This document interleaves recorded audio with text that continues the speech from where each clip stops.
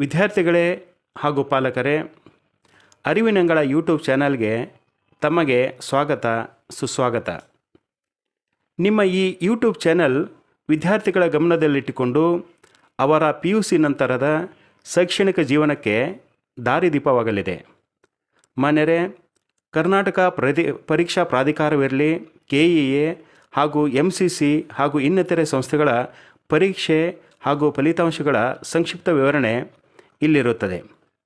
ಕಾರಣ, ತಾವುಗಳು ಈ ಚಾನಲನ್ನು ಸಬ್ಸ್ಕ್ರೈಬ್ ಮಾಡಿ, ಶೇರ್ ಮಾಡಿ ಮತ್ತು ಕಮೆಂಟ್ಗಳ ಮುಖಾಂತರ ಪ್ರೋತ್ಸಾಹಿಸಬೇಕೆಂದು ತಮ್ಮಲ್ಲಿ ವಿನಂತಿಸಿಕೊಳ್ಳುತ್ತೇನೆ.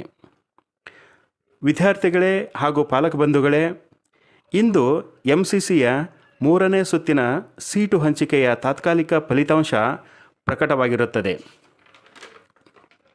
ಡಿಸ್ಕ್ರಿಪ್ಷನ್ ಬಾಕ್ಸ್ನಲ್ಲಿ ಅದರ ಲಿಂಕನ್ನು ಹಾಕಲಾಗಿದೆ. MCCಯಲ್ಲಿ ಭಾಗವಹಿಸಿದ ವಿದ್ಯಾರ್ಥಿಗಳು ವಿಸಿಟ್ ಮಾಡಲು ವಿನಂತಿಸಿಕೊಳ್ಳುತ್ತೇನೆ. ಇನ್ನೊಂದು ವಿಷಯವೇನೆಂದರೆ, KEA ಅವರು ಈಗಾಗಲೇ ನೀಟ್ 3ನೇ ಸುತ್ತಿನ ಫಲಿತಾಂಶವನ್ನು ಪ್ರಕಟಿಸಬೇಕಾಗಿತ್ತು. ಆದರೆ MCCಯ ರಿಸಲ್ಟ್ ಬರಲಿಲ್ಲವಾದ ಕಾರಣ ವಿಳಂಬವಾಗಿತ್ತು. ಇಂದು MCCಯ ಪ್ರೊವಿಷನಲ್ ರಿಸಲ್ಟ್ ಬಂದಿರುತ್ತದೆ. ನಮ್ಮ ಅನಿಸಿಕೆ ಪ್ರಕಾರ ಇಂದು ಸಾಯಂಕಾಲ ಅಥವಾ ನಾಳೆ ಬೆಳಗ್ಗೆ KEA ಅವರ ಪ್ರೊವಿಷನಲ್ ರಿಸಲ್ಟು ಸಹಿತ ಬರಬಹುದು. ವಂದನೆಗಳು.